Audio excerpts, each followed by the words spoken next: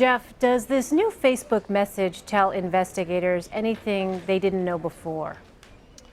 Well, yeah, it's one more piece of the puzzle, and it is important because it is a Facebook message that was posted before he went into the nightclub, and so it's one more piece of the puzzle and the timeline as they try to put it all together. Jeff, tell us about the next steps in the investigation into possible associates of Mateen. Well, a federal grand jury is being impaneled to help with this investigation, and so this is an investigation that's expanding a little bit. Our law enforcement sources are telling us that there are Mateen family members who are being looked at, if you will, and then you have this increasing focus on the wife as well. So this is an investigation that is expanding in terms of the amount of people that investigators are really taking a close look at to see if they had any prior knowledge that he was up to planning this attack. Jeff Pegues in Washington. Jeff, thank you. CBSN political contributor and Republican strategist Leslie Sanchez is in Los Angeles. So, Leslie, the NRA said that it would be happy to meet with Trump, but also put out this tweet, quote, "Restrictions like bans on gun purchases by people on watch lists are ineffective, unconstitutional, or both." What do you expect to come out of this meeting?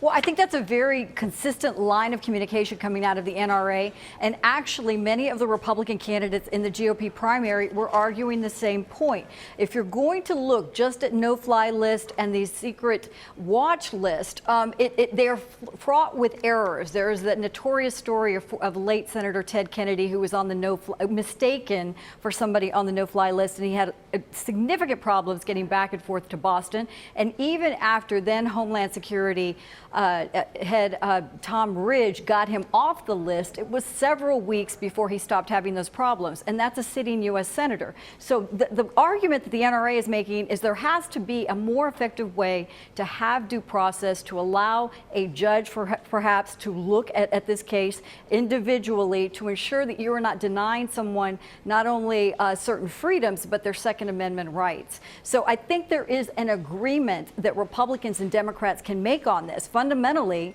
we all agree that we do not want terrorists or especially those that have really been identified to have access, especially easy access to these weapons.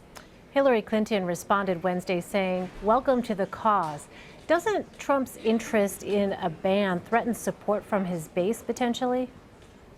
You know, what's interesting about this, Elaine, that probably few people are talking about is Donald Trump, if you want to give him credit for anything, maybe one of the few people that might be able to bridge a compromise on this issue. He's going to put pressure on the NRA to look at some of these amendments, such, for example, Senator Cornyn's amendment, who was talking about, you know, a judge reviewing some of these denials for 72 hours so that it's not just an automatic denial with no one having an opportunity to have to question the government's authority in this case. I think that's what's unique about this, is Donald Trump is using perhaps his political power and prowess in this case to bring both sides together. If he can do that, this may be actually something very positive, especially in light of a very bad series of media reports and mishaps this week. So at the same time, though, Leslie, it's interesting that Trump tweeted about this but didn't really talk about it on the stump. It seems like he's being kind of careful here with his language regarding that meeting. What do you make of that?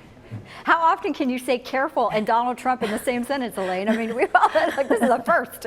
We're very excited. You know, this may be from a sophomoric move to a bit of a more, graduate move that we're seeing. I think people are hopeful. This is a very serious issue. He needs to look like a leader. Can he bring both sides to the table? Can he put political pressure on the NRA to say, let's see some compromise? And if you do talk to the senators who are on the Hill pushing on this right now, who have been pushing since December, they will tell you they are trying consistently to bring Republicans and Democrats together on this. It's this issue of just not having a blanket, denial and putting, these two connections in place without some sort of protections. Because once people, perhaps innocent individuals, are on these watch lists, then they're denied a series of things, and it's extremely difficult for people to get off that. So it's trying to protect the integrity of a system and ensure it gets the people it's intended to. Well, as you know, Leslie, Donald Trump often talks about his negotiating skills, but of course the NRA on this particular issue of legislation sees any kind of potential legislation as an infringement on their Second Amendment right. What do you see as the broader strategy here as Donald Trump approaches it in this way? I think this is extremely astute. It's exactly the thing we're talking about. The NRA has every opportunity and every right to say what they do, but I think if you talk to just some of the card-carrying members of the NRA, they no more want to see terrorists have access to semi-automatic assault rifles, than anyone else. Fundamentally, Americans can agree on this. This is about good policy. So there's an agreement on that, but how do you put faith in a system that's fraught with errors? How can you protect due process, and how can you ensure that we're not just putting a Band-Aid, but really going after the suspects in question? That's where the government and the senators have a responsibility. That's where political pressure like Donald Trump's can really draw light and attention on that. And who knows, that he may be someone who can bridge those two pieces together. But I don't see the NRA moving or some changing in their position, but perhaps some of the senators who are depending very much on their support from this organization can see some light. All right, we'll see how it plays out. Leslie Sanchez, good to see you. Thank you so much. Good to see you. Thank you.